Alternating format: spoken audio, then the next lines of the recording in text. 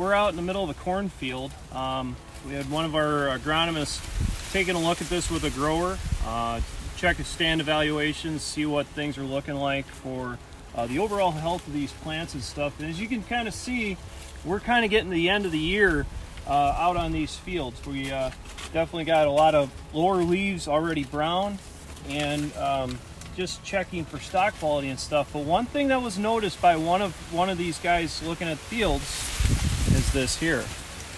So many of you don't know, this is a relatively new disease in our area. This is called tar spot. There's a better view of it. Tar spot is it's been in the US for the last 4 or 5 years, and it's been kind of progressing out of the Mississippi Valley for the past couple years. So last year in 2019, it was first diagnosed in Minnesota, or confirmed in Minnesota, in Iowa, and it's been kind of moving our direction. So the reason why it's called tar spot is pretty self-explanatory. It looks like we dribbled a bunch of tar off of roofing tar onto these leaves and little speckles across here. This is a fungal disease that takes effect inside the plant in the early part of the summer, and kind of progresses to this black pustule as she goes along. As you can kind of see, there's other things out here as well. Some rust out here. The main difference between those two is obviously the color scheme versus the black tar. So what have we learned so far on this disease? Well, since it's relatively new, we don't have a whole lot of ratings with our current varieties that we have. But from what we've heard on that, we will start seeing some more ratings on these things. This disease can kind of hit early and late at the same time.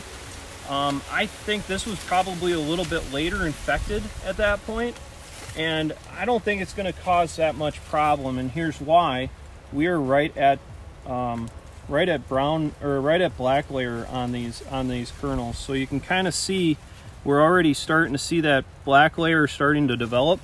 I think this disease kind of came in a little too early.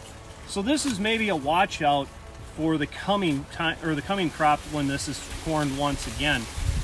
If this is a corn on corn field, I would maybe be a little concerned about what we go out there with. We're going to have to make sure we have a good, healthy variety at that point, and we're probably going to have to bury some residue. So this can overwinter in our residue, and then be ready for the next time it's corn. The other management decision that we can make is fungicide. Fungicides work really, really well on this species of fungus. A couple that we really work with a lot, Trivapro and Veltima, both those products have a very good score when it comes to tar spot.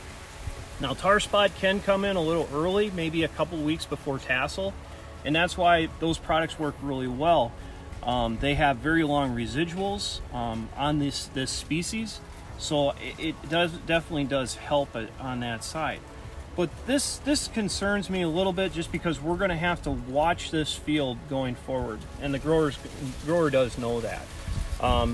Just to confirm what this is, we have taken some of this into a lab to make sure that that is what it is, but it's something that we may need to start worrying about.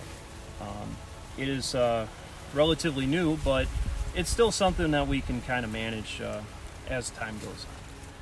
If you are kind of curious about this disease, or if you think you got some of this and you've seen some of this, please give me or one of the other Northern Country agronomists a call.